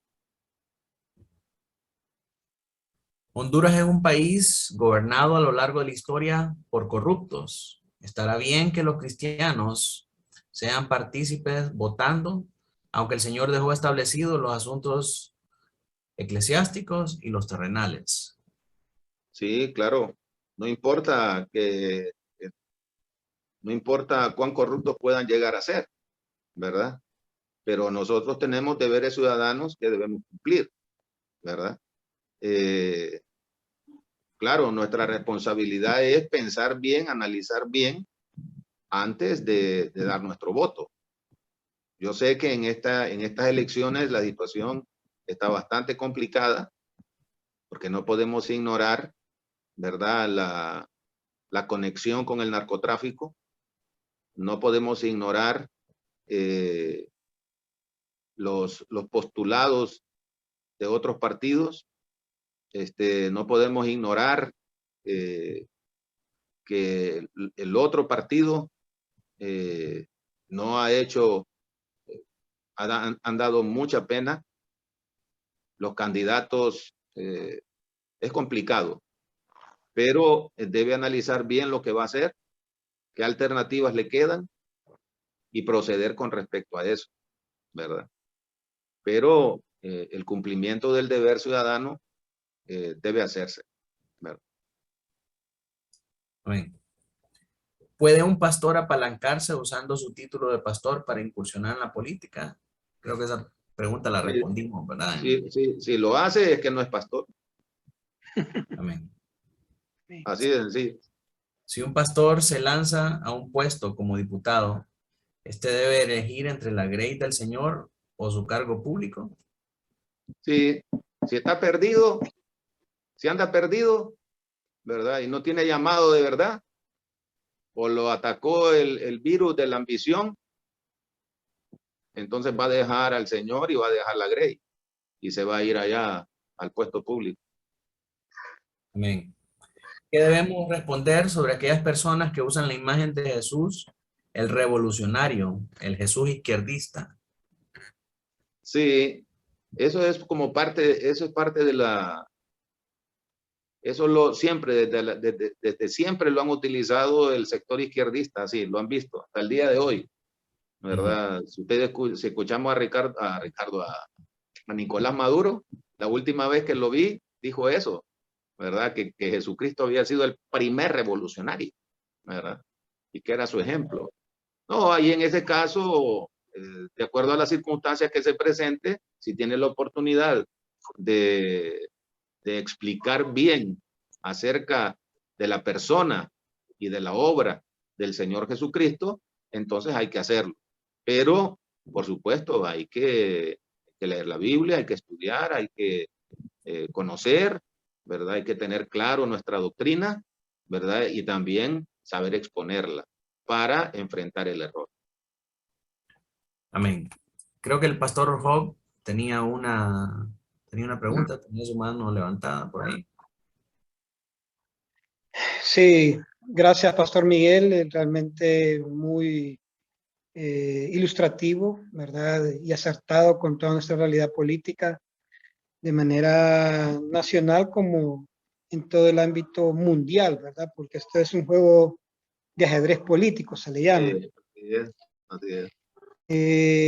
Yo quiero que nosotros como creyentes también tengamos el cuidado de entender que no existe un presidente que nos va a llevar al país de las maravillas, porque desde que Israel quiso elegir rey, el padre le dijo a Samuel cómo iban a ser los reyes. Y eso es lo que se da, ¿verdad? Los reyes ponen a sus súbditos y al final es una cúpula que obedece a otros intereses más elevados según las regiones geopolíticas que se dan en el mundo, establecidas por Dios mismo, obviamente. Pues por un lado. Por otro lado también, no sé si ustedes estuvieron pendientes cuando se fueron las elecciones en Estados Unidos, que un sector de la iglesia reformada de Estados Unidos tomó partido, Sí, dando a entender que todos debían de votar por cierta figura porque la otra figura les iba a traer un caos y que era del demonio, y al final salió la figura que ellos decían que no había que votar. Eso también es totalmente una falta de comprensión de la soberanía de Dios en el mundo geopolítico, porque ningún presidente va a cambiar este mundo, porque todos son injustos. Y Dios va a ir moviendo sus piezas para luego dar paso a, al reino venidero de Cristo Jesús, ¿verdad? Él está gobernando, este es el reino de los cielos en un sentido, y nos va a llevar al final hacia una situación que todos nosotros ya conocemos en lo que es la palabra de Dios.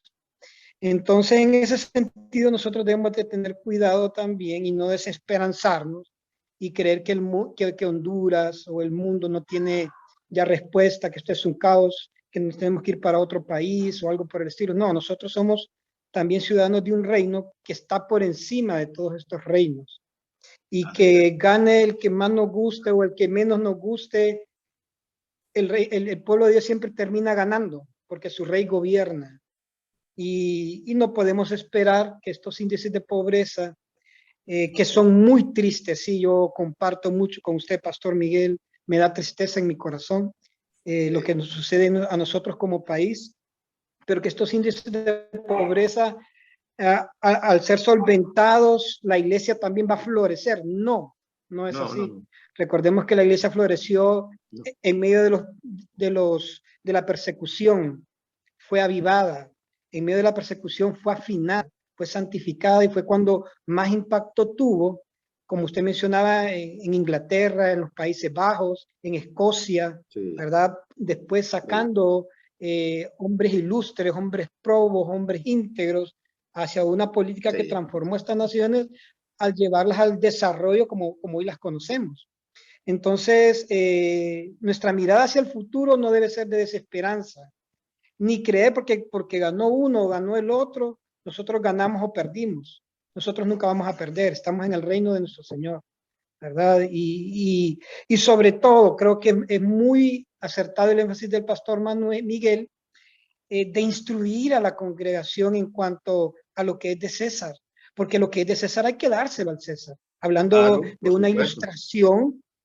ilustración, académica, política, comunal. Yo vivo en una aldea y la ignorancia es lo que más nos mata, ¿verdad? La ignorancia. Y aunque lo dijo de manera jocosa el pastor, pero esa es la más triste realidad de la iglesia hoy en día. Ni orar queremos, ni leer la Biblia queremos, mucho menos informarnos de los comunicados que hacen los gobiernos, de las instituciones, cómo es que operan y todo lo demás.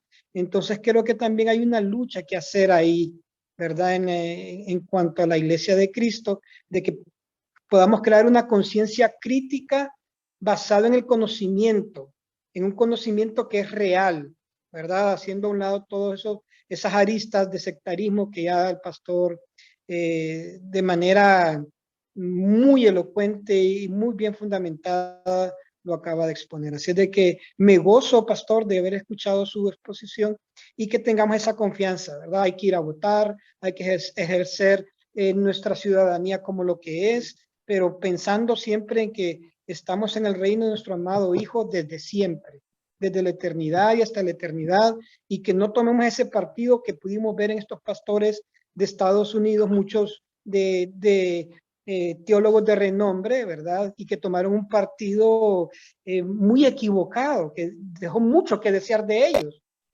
Entonces, no, eso no es así, ¿verdad? Así es de que gracias, Pastor Miguel y Pastor Cherán, por propiciar también estos momentos, ¿verdad? Enriquecedores y que nos ayudan a nosotros a tener una mayor orientación como pastores, porque el pastor debe orientar a sus ovejas en todo, absolutamente en todo, en el reino de los cielos y en el reino de la tierra también, porque aquí es donde nos movemos, aquí comemos, aquí pagamos el agua, la luz, los impuestos y todo lo demás. Muy bien. Amén. Muchas gracias, Pastor Job. Alejandro, tiene la mano levantada. Sí, buenas noches, hermanos. Muchas gracias por ese mensaje, Pastor Urrea. Siempre es un gusto escucharlo, ¿verdad? Gracias a Dios por ese mensaje. Fíjese que mi duda era con respecto a, bueno, se pudo ver en las elecciones en Estados Unidos recientemente, Sí. que el pueblo cristiano, la sociedad cristiana en Estados Unidos fue de una manera, como quien dice, sobornada con la idea de si tú eres cristiano, si te haces llamar cristiano, tienes que votar por mí, por el aspecto de que yo no promuevo el aborto o no vamos a estar promoviendo lo de la agenda LGBT.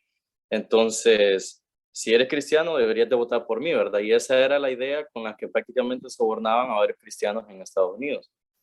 Entonces, por ejemplo, en nuestro país, ¿verdad? Que obviamente nosotros queremos lo mejor, ¿verdad? Aunque tal vez no tengamos los mejores candidatos. Sí. Nuestra idea, nuestra posición como cristianos, que ya pues usted explicó que no deberíamos de pertenecer a ningún bando, ¿verdad? Entonces, nuestra posición podría ser en el aspecto de, bueno, estos tienen ideas progresistas, si estos quedan en el poder, pues vendrían con estas ideas satánicas de los LGBT, de promover el aborto, y estos pues son corruptos, ya están manchados, ya están en la mira, pero son, entre comillas, conservadores. Entonces, entre todo lo malo, tal vez podríamos nosotros estar en la posición de escoger lo menos dañino, ¿verdad? Esa sería una correcta posición como cristianos que podríamos tener, de decir, bueno, todos tienen sus fallas, pero vamos a escoger lo menos dañino a la sociedad. Esa era mi pregunta. El asunto, hermano, es que eso no es cierto. Eso es un mito. Porque mire, las grandes decisiones a nivel de países no las toman los gobernantes de turno, ni aún las clases políticas que hay en esos países. Las grandes decisiones las toman los entes poderosos a nivel internacional. Le voy a poner un ejemplo. En Argentina, cuando estaba gobernando Cristina de Kirchner, vamos a ver, Cristina antes de Fernando, no, cuando estaba Macri, ¿verdad? Cuando estaba el presidente Macri, llegaron los organismos internacionales porque Argentina estaba ahorcada económicamente, asfixiada económicamente. Entonces llegaron los entes financieros y le dijeron, bueno, nosotros le podemos ayudar, le vamos a tirar un salvavidas, pero necesitamos que usted meta en el Congreso Nacional el tema del aborto. Necesitamos que apruebe el aborto. Entonces vino Macri, que es de derecha, y lo mete. De derecha, ¿va? Así como el Partido Nacional acá es de derecha. Y no pasa.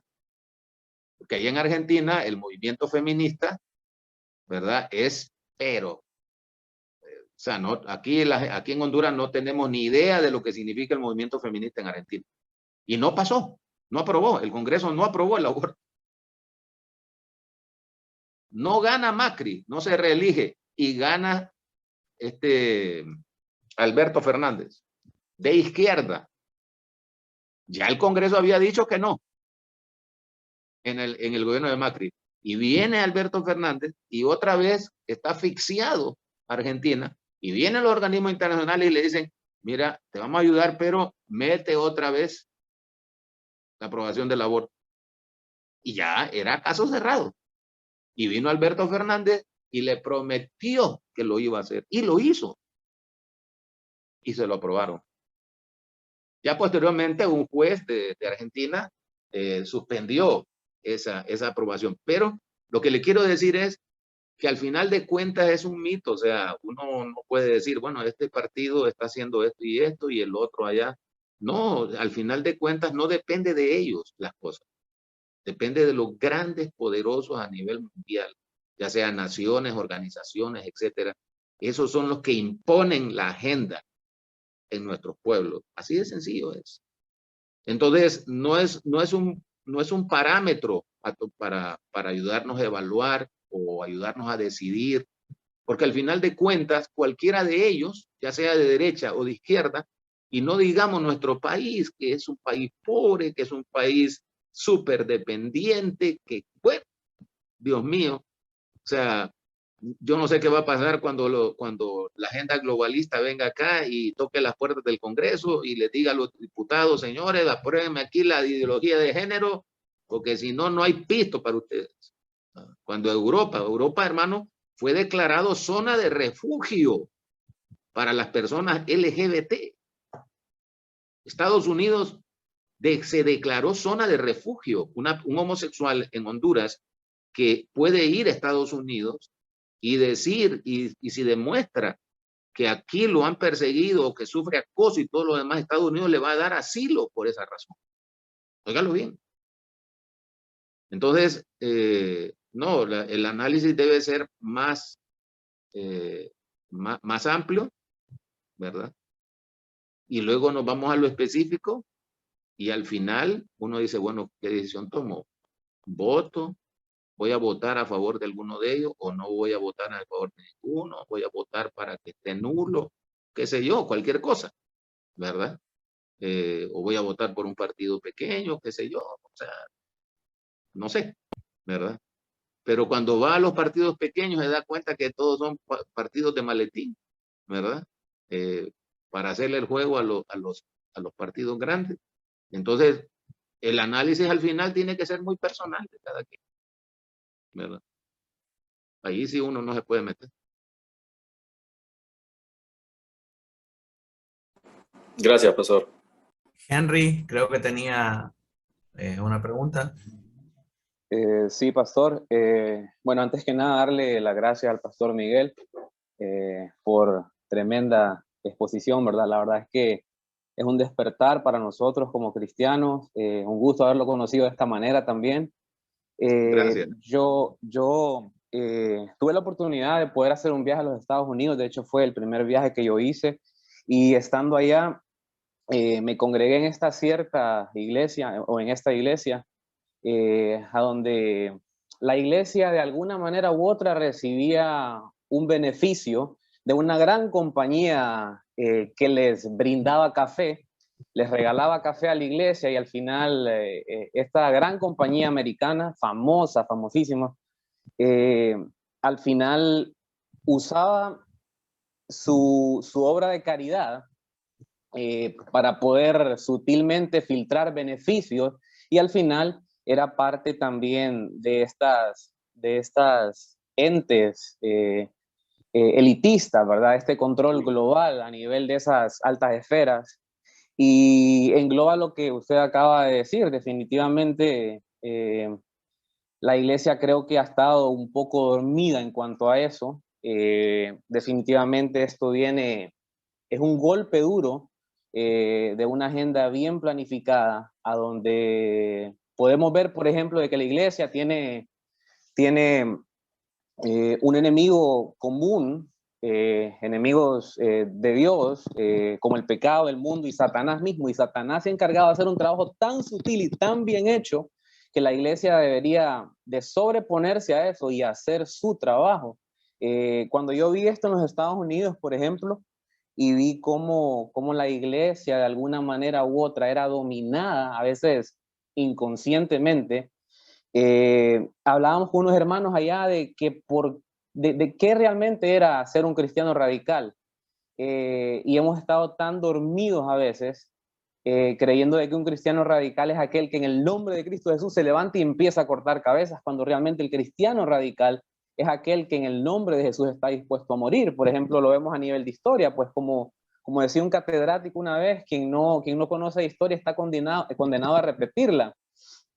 Realmente vemos a nivel de la historia, por ejemplo, grandes hombres así que se levantaron en representación de los valores bíblicos, morales, y al final murieron, pero realmente es un llamado a la atención de ser realmente sal y luz en este mundo, porque Satanás, príncipe de este mundo, está haciendo su trabajo de manera como tiene que ser.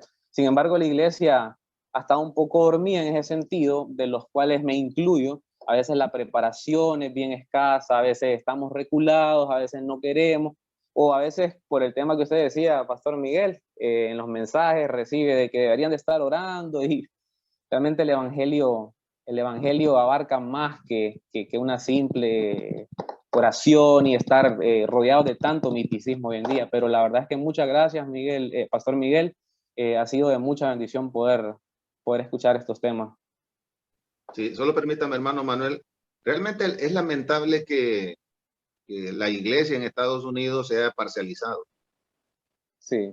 Sea quemado tan vergonzosamente de esa manera. Eso no es entender el evangelio, y no es entender también la naturaleza, el propósito y la misión de la iglesia. Definitivamente. Y es como acá en Honduras. Yo me indigno cuando veo a estos tipos que surgen en las iglesias, supuestos profetas, anunciando quién va a ser el presidente. Y no ocurre nada. Y me indigno más cuando veo a las grandes organizaciones evangélicas del país invitándolos después a grandes eventos. Y digo yo, bueno, ¿y estos pastores qué les pasa? ¿Ve? No se dan cuenta que este hombre es un falso profeta, que es un falso maestro. ¿Cómo es posible que expongan de esa manera a su grey? O sea, no tienen discernimiento. Sencillamente porque doblaron su servicio delante de un líder político. O sea, es no tener celo de Dios, pues, ¿verdad? No tener celo de Dios. Es como, imaginen ustedes a Juan el Bautista recibiendo un homenaje de Herodes por el mensaje que predicaba. Así son estos, vienen aquí a Honduras, se reúnen con la clase política del país y después lo llevan al Congreso para que le den un reconocimiento.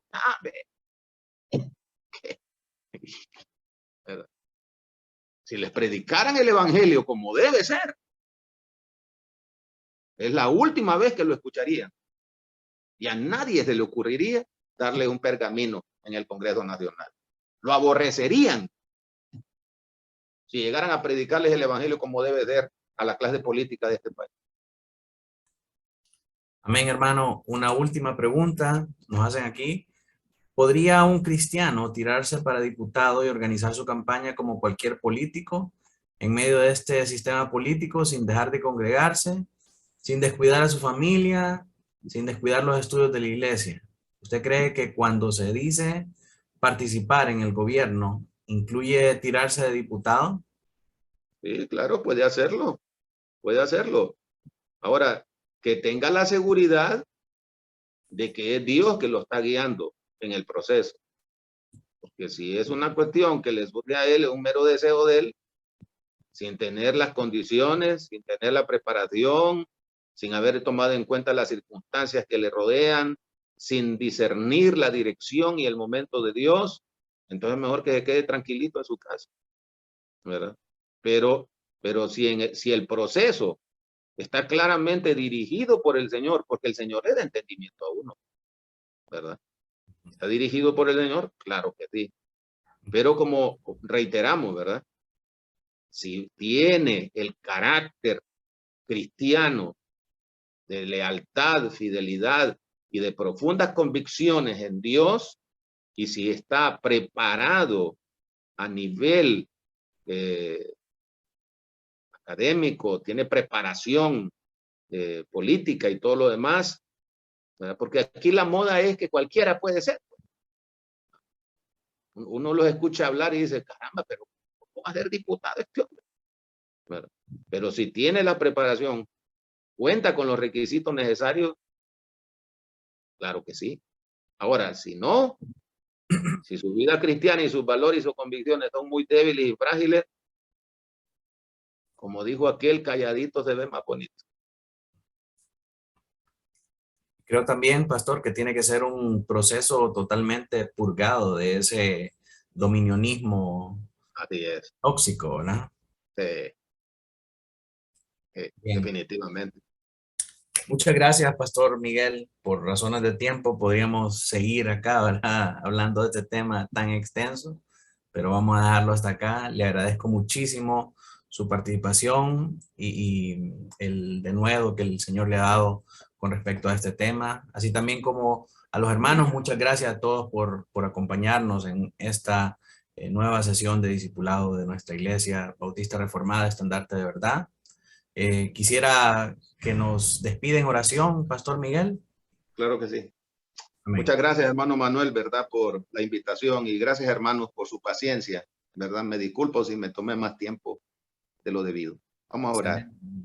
Padre Celestial, muchas gracias por este tiempo que nos has dado con el pastor y con nuestros hermanos.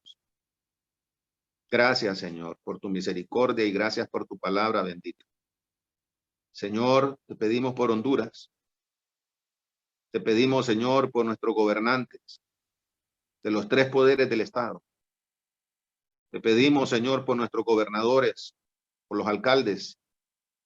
Te pedimos, Señor, por los empresarios y por las Fuerzas Armadas. Te pedimos, Señor, aún por los presidentes de patronato, por los alcaldes y los regidores. Te pedimos, Señor, por los que están en eminencia. Te pedimos, Señor, por ellos y por todos los hombres, por la ciudadanía en general, para que podamos, Señor, vivir quieta y reposadamente. Para que tú, Señor, oh Dios, nos permitas tener gobernantes que puedan ejercer su cargo, Señor, para el bienestar de la población. Y de esa manera, tu iglesia tenga la posibilidad de seguir predicando el evangelio, porque esto es bueno y agradable delante de ti, Señor. Porque tú quieres que todos los hombres vengan al conocimiento de la verdad, porque hay un solo mediador entre Dios y los hombres, Jesucristo, hombre. Padre, en el nombre de Jesús oramos por estas próximas elecciones del 28 de noviembre. Y te pedimos, Señor, que guardes a la ciudadanía, que guardes a tu iglesia, que guardes a la nación de una crisis, Señor, de la violencia, de la convulsión, que solamente acarrea daño, dolor y muerte. Ten misericordia de Honduras y levanta tu iglesia para que tu iglesia proclame la justicia del evangelio a todos los sectores, para que la iglesia pueda predicar la multiforme sabiduría de Dios a los principados y potestades, como dice la palabra. Muchas gracias, Señor. Te alabamos, te bendecimos y te exaltamos. En el nombre de Jesucristo, tu Hijo. Amén.